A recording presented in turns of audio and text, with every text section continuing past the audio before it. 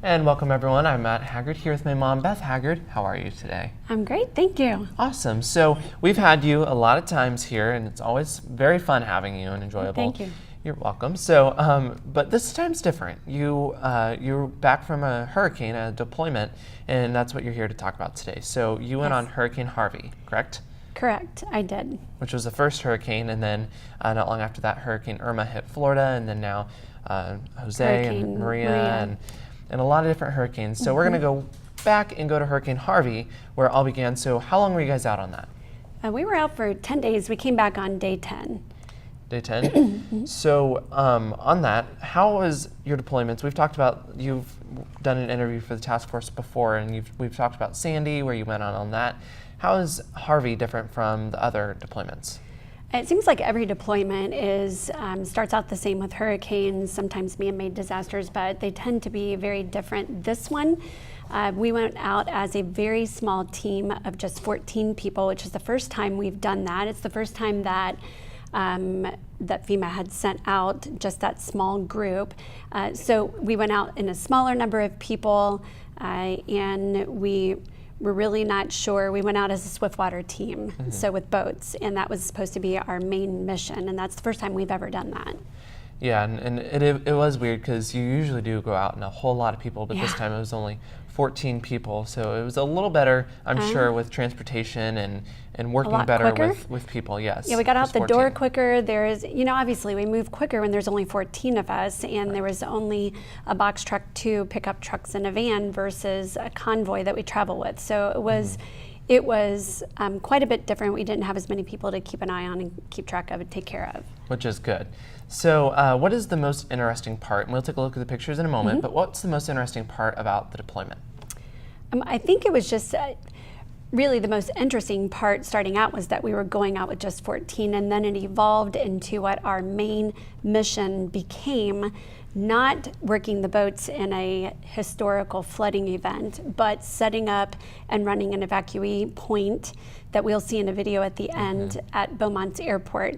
So not at all what we set out to do, but that's the very cool thing about FEMA is it's very fluid, always changing, and we are always challenged because we never quite know exactly what we're going to be doing until we're doing it. So that was probably the most interesting thing because we have never done anything like that. We've never been trained to do anything like that. It's what we as firefighters do is just go with the flow and handle situations as they arise. So you've been at many different hurricanes or deployments. You've been in a building during a hurricane, and experiencing that, and then you've been there after, and all sort of different things. For Harvey, you went after, correct? We did. We went after. We could already see on the news what was happening in Houston. We were hearing what was going on in Port Arthur and Beaumont and other towns. So we were already seeing what we were about to go into. So that had us very excited to be able to take our boats in and do something new and different that we don't normally get tasked specifically to do. So for your professions, you really look ahead in everything you do. Were you expecting what you thought you were going to see in Houston and that kind of stuff, or was it completely threw you off guard? Well, everything you guys were seeing on TV that we were seeing was happening in Houston. We never made it actually into Houston, which is what we thought we would be doing. No, at no time did we actually ever expect to be setting up and running an evacuee point. That came up all of a sudden. They had evacuees showing up at the airport. There was nobody there to set it up and help get them out of there. And so FEMA stepped up and put some teams in charge of setting it up and running it. So not at all did we anticipate that. It was a surprise where we definitely were impactful. We made a difference. We know that. It was an exceptional challenge for us, but I would say we absolutely rose to the occasion and did an exceptional job. Not just our team, but the 3 teams that were helping us. And there are a lot of other teams from, I believe Colorado was there, at California. Beaumont Airport, at Beaumont Airport with us was a Colorado team, a Cal team, a California team, and a Missouri team. So we were the 4 teams tasked to set that up and run it. So if you watch my weather, I used a lot of your photos for the photo of the day, and we have some of those photos. So let's take a look at them, and you can kind of explain what's going on in each of them. Absolutely. Okay, so this first picture you're looking at, this is our team. So the 14 of us. We are being talked to by one of our leaders for the team, Jay, and really this is what we do at the beginning of every deployment. This is our briefing before we head out the door, and this is what we're doing. He's briefing us on where our first stop is supposed to be, how bad things are, how it's expected to get, and what we are expected to do when we get there. That changes every time, so it's very fluid. We have to be very, very flexible. So that is us getting briefed. This is us just looking at the board, kind of setting up a plan right before we head out the door. And the next picture shows us getting ready to get in the van. So we had a van to pick up trucks, like I said, a box truck. You see a couple of our boats. We had a couple more boats. That's just a few of the guys as we're loading up. There's the 14 of us right before we hopped in our trucks and took off. So happy. Yeah, we're so happy. We were so exhausted when we got back. It's a totally different picture. So I'm going to say right here, you will see that I'm the only female out of the 14. That is a question that I am asked a lot. Were you the only female that went? Out of a total team of 200 plus people, there are very few females. The number has grown since I first got on the team 12 years ago, but this time I was the only female that went out. That does not necessarily pose challenges. I'm accustomed to that. Actually, it makes it easier for me to get in and out of bathrooms quickly, which is unusual. So I'll say, that's one of the things about being the only female. It doesn't change how I sleep, but this is just the last picture of us getting ready to go out the door. There's a lot of work to get us out the door. This is one of our logistics guys loading something up in the box truck, and we go out with a lot of equipment, a lot of scurry and hustle as we're getting ready to get out the door. And people don't usually get to see that. Yeah, and it's amazing because every time you guys go out or come back, I am always there to kind of say goodbye to you and help with anything that needs to be done. And it's always very busy there, and always, it's just really amazing to see how everyone just works right next to each other and works very fast. It's organized chaos. It's not something that makes sense to a lot of people, but it's a lot of work to get out the door. So the next picture that you see, we were initially we had 3 different stops before we actually made it to San Antonio. So this is, you see the blue sky, there's still flooding happening, current rain situations that were dumping water in Houston. We couldn't see that in San Antonio. San Antonio is where they used our assets to send us to where they wanted us to go to start working. Also, they staged all the ambulances that showed up to start evacuating people that could not make it out on their own. They are in a different location there. So that's just more pictures of Indiana, and California is right beside us. You can't see that. So we were there for an evening to spend the night, and then we were back on the road the next day, and that was us. So you see us in the van. That is not normal for us to transport. I'm sure. It was cramped. We were sitting, it was a 22-hour drive down, and we had to sleep upright, as much as we could. And you see one of our other trucks in front of us. That posed an actual challenge because we could not get up and move around, stretch. We were having cramped muscles. Started out underhydrated because we did not have a bathroom on the bus available like normal, and we couldn't just stop whenever we needed. So there were a lot of challenges that going in just 14 and traveling fast posed for us as we were working in high heat, high humidity, and sweating a lot environment, and working underhydrated. So now the sleeping quarters, always fun. It's fun. It's an adventure. Honestly, this was in San Antonio where you saw us staging our trucks. This is in a convention center, and not just for use our assets, for everybody that was staging there. That was the floor of the convention center where you see the bleachers are. There were also cots around that. We slept in the concourse, which you don't see, and in a little bit of a quieter, darker area with other USAR assets. So we will find a quiet, dark place so we can get at least a little bit of sleep. That was actually good sleeping that night. Super cool, very quiet, dark. That's one of our sleeping cots. That was the cots. Yeah, so and not always do you get that comfortable area, which you'll see in a moment. Not always do we get cuts. Yeah, that's true. So a cut's a treat. Yeah, so this is when you were getting into the flooding zone here. Where was this taken at? This was us on the move from San Antonio to Katy, Texas, and we were starting to skirt Houston. We were starting to see some of the flooding events. Not nearly as bad as what you were seeing on the news, because this was on the outskirts, and the water was starting to recede.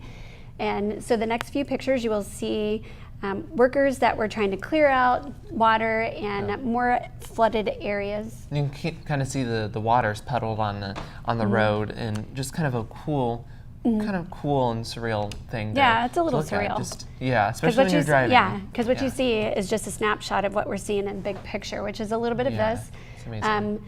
So not all of the vehicles that were in the flooded areas that you'll see in the pictures were started there.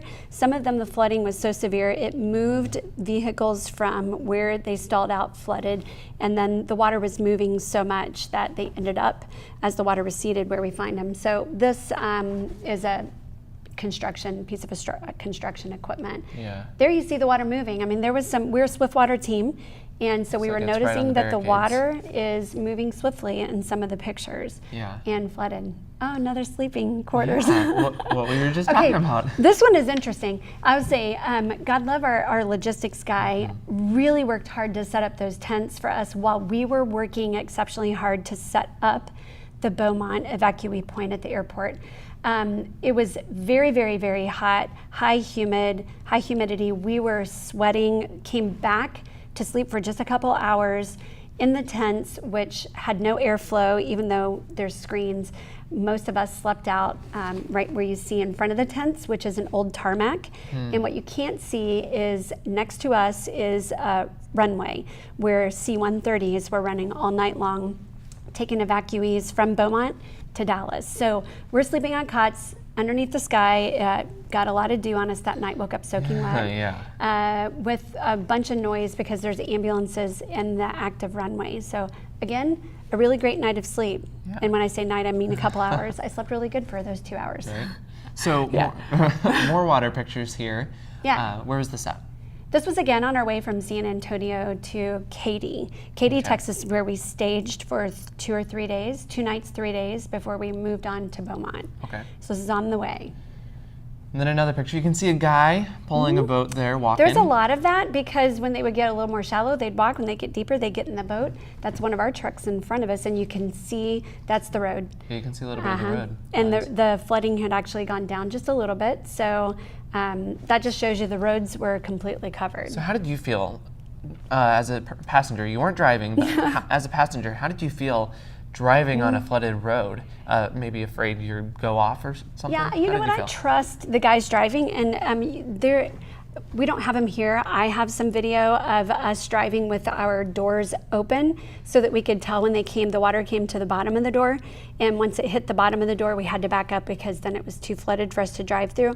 So we were driving through some really flooded areas. And yeah, really, I trust the guys driving, so I wasn't scared. But other people should not have been on the road. I can just imagine the water. You can see the water moving in waves by us. It was cool. It was cool. It was interesting. We were on a boat with wheels. Here's another picture. Kind of looks like a building is under so water, this is actually in the outskirts of Beaumont and Katy. The pictures of the buildings that are underwater. So I think the next pictures you will see, the water's gone down, and you can. Trailer park? Yep, there was a lot of trailers that were completely underwater.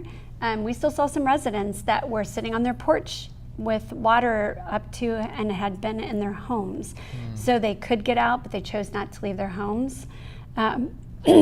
So the next one, is that a That's a bull. A bull facing a... It's facing off with a police truck.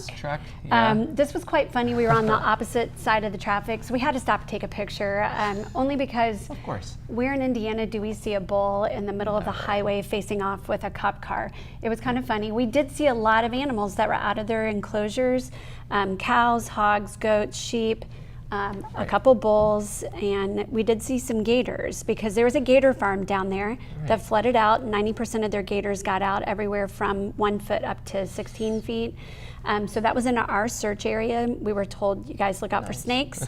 You have to look out for alligators because the farm emptied. So dangerous waters. Yeah, and things that we don't normally think about from Indiana. So we thought that was kind of funny. So we took that picture. And going back to the sleeping quarters, we actually have a video of where you guys stayed at. You stayed in multiple places. Yes, we did. And one included a school cafeteria, right? Actually, 2 schools. We stayed in one school in Katy. We were able to stay in there 2 nights, so it was cool. And we slept on cots. And you guys actually stayed at where the football stadium, some people may have seen it on the news, like $7 million football stadium. It was $72 million, 72 I think, million. Very expensive. It was a very nice football stadium, and it was nice locker rooms, nice showers. It was nice to sleep in a cool place. Right here, this is another middle school that we slept in. We slept in their, that is actually their cafeteria. So the first night we slept in the gymnasium. This is the cafeteria we slept in for 2 nights. There's my bed right there at the very last shot. There we go. So what we do is we sleep wherever we can, and you see we sleep as a group. In the gymnasium, we slept very tight so that we were about arm's length from each other. That one we had the opportunity to spread out just a little bit and have our own space. And so I get asked the question a lot, because I'm a female, do I sleep in a different place? With our team, we sleep together. We do not separate. We want to make sure that we're all together. We never know when a mission may pop up and we're woken and told we have to go out.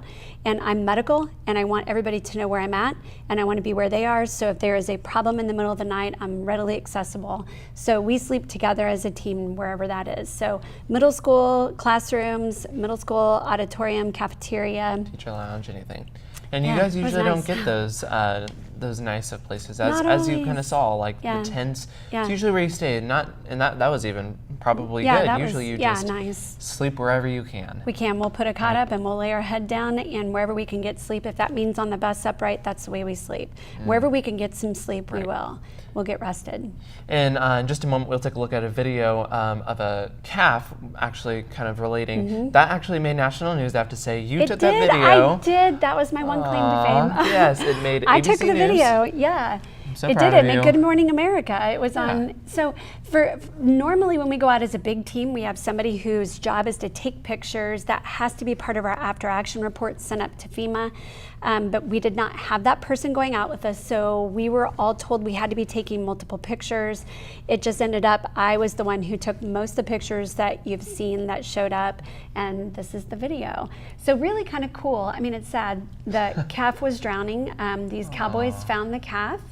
And those are actual cowboys. Cowboys, yeah. Those are legit actual cowboys that we were very fascinated with. You can watch them do some incredible roping, because that's what they do. And that calf was roped, pulled out by our boat and our 2 guys, and then the rope handed off to the cowboy, and where they pulled him out and then roped him so they could keep him calm. And we were told, you guys need to back up, so we don't know what the calf's going to do. And it came out. And in the video, the long video, you'll see me moving back rapidly because the calf was coming toward me until they could get him on a trailer. So, yeah. So the mama, you could not see the mama cow had made it through that deep area and was on into a field. Calf didn't make it. So, those cowboys were able to pull him out. It was really pretty fascinating. Yeah, it was pretty cool. It's always very. It was a happy ending for the calf. That is the good news. Yes. Good news. So let's take a look at some more pictures. We still got more. So let's take a look right now. Explain this picture. That's just our boats that travel behind. We're in the van, and that's just how we travel. We were obviously not in a flood area. We were going to Beaumont to start doing our grid. There were grids that were given to each team, and we were driving our grid until we got to water that required that we put the boat in, and then we'd get our guys. And so this is what we saw on the way. Is Still on the road. Of the day as well? Oh, was it? Yes, it was. And that's one of my pictures. You'll see we're on the road because you see the painting. So, I mean, the stripes, the roads were very, very flooded. Yeah. And the then same truck. Just, zoomed in. really cool. And then a truck that went off. Yeah, so these trucks thought that they were tall enough they could get through the floods, misjudged. We saw a lot of that. We didn't even take pictures of everything we saw. Now this picture is really cool, I think. It is kind of cool. Because it shows that we're moving through flooded waters. You can see that the water's splashing. In the mirror as well, you can see. Really cool picture. That was also used for Photo of the Day because I thought it was cool. So now this one's a group picture. Yeah, you know what? Okay, so in this group is our team and our force protection. Anytime we travel, we have force protection. They're federal officers. We meet up with them at our first stop. They are attached to our team and they go everywhere we go until we are demobbed and sent home. So this is some of our force protection, and then you see the Hamilton staff. This restaurant, this staff was exceptional. They had amazing food, but they were very accommodating for us. This was a Sunday morning of Labor Day. Was that when we were over? We were gone over Labor Day. So that was the Sunday of Labor Day. They don't normally open on Sundays, so to be open for a Sunday morning breakfast, they did that specifically for us. The staff came in. They were amazing. We just were so thankful for them. So we just wanted to get our picture taken with the staff. Yeah, and I remember you saying that down in Texas, really your faith for humanity was restored because the Texans were so nice to you guys. They were so gracious. You know what? Every deployment, we meet some amazing people with beautiful spirits. There was something about the Texans that really touched those of us that went out the door. We tend to get a little jaded in this job, and we tend to be very, I don't know, we tend to see the worst in humanity, not always see the best. But the spirit of volunteering their time. We worked at the Beaumont Airport with people who lost a lot of their belongings, were flooded, had to be rescued by boat, came to the airport and decided to volunteer, help out other people.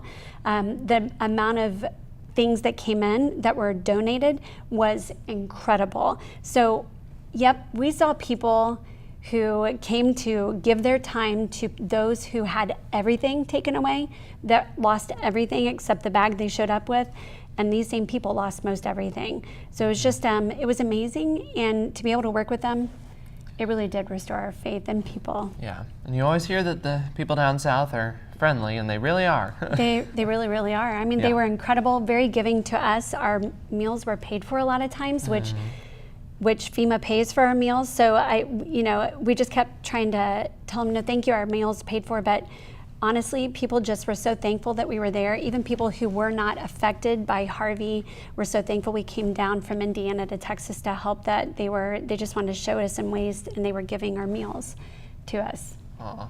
Well, that's very nice. So we have some more pictures we're getting through, which is awesome. We love them. So let's take a look. Okay, more flooded roads as we were going through. The water had receded drastically, and people were starting to recover. So they're going into their homes and pulling out carpet. All their possessions are sitting on their porch, sitting on the edge of the road as we're going by. And they were just thankful we were there, saying they're fine. This is another car that was flooded in a deep ditch. Another photo of the day I used, by the way. Another picture of mine? Yes. Okay, we actually did get the boats in the water. Spent more time at the Beaumont Airport than in the water, but that's okay, that's great. Yeah. This is a few of our guys that had to go into an area we could not reach because the roads in the area was flooded. They had gone back and they were going into another flooded area. We spent most of a day here and in the water. Had we gotten into Houston, where it was incredibly flooded, all of our team and all of our boats would have looked like that. We would have been out trying to get people and get them to safety. So, yep. Then the last picture.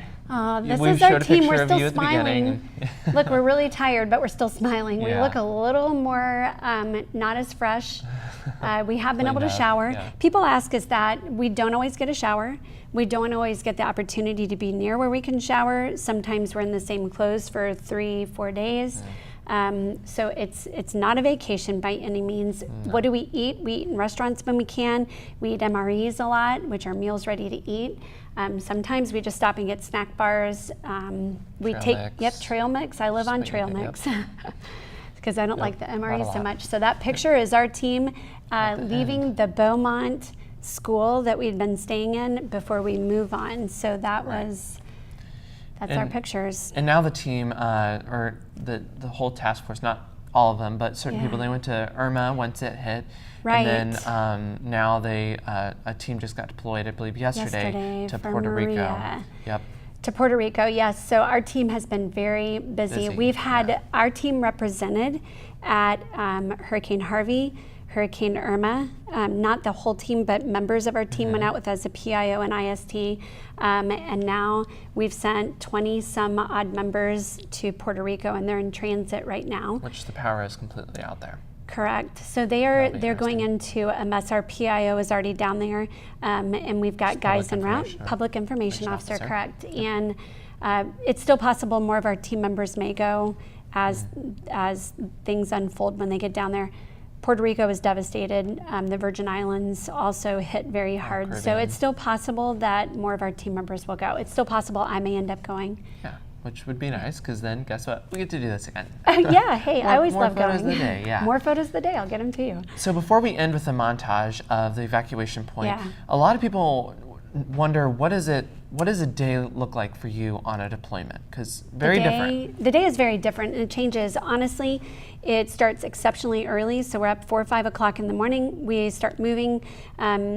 Shower if we can, usually get a quick breakfast while we're getting a brief and what our day is going to look like, and then we go out and our job changes throughout the day. It's usually a long day. Once night falls, they try to stop operations. We can go around the clock, but for something like this, they stop when night falls, and then we still have a lot of work to do before we can get to sleep. Maybe we get 2 to 5 hours sleep.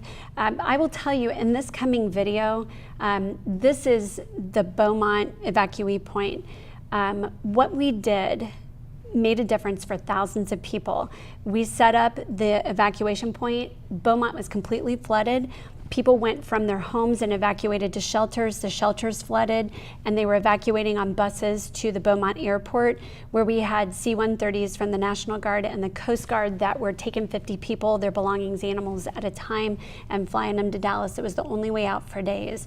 And what we did was help with the volunteers getting some items to them, make sure that they were numbered, that we had track of them all, worked with the military once they came in to get them out. And so what you're going to see is an evolution. It started very crude. We had thousands of people waiting on us. It was very chaotic as we tried to set it up and get it running. And what you will see is the chaos moving to complete organization as we were moving people and getting them out to Dallas until they could drive out. So that's what this video is going to be. Okay. Those days were long. But we met some amazing, incredible people. The evacuees were so thankful to just be able to be moved out and still be alive that it was just an amazing study in the human spirit. So that's what you're really going to see in this montage's video. Okay, and we're actually going to end with that. So I want to thank you so much for coming in. It's always nice to hear, and hopefully maybe we'll get this again with maybe Maria or another hurricane. Who knows? But maybe it's always. You'll get the exclusive video, Matt. Yes, always. But thank you very much for coming in and sharing your experience. Absolutely. Thanks for having me. No problem.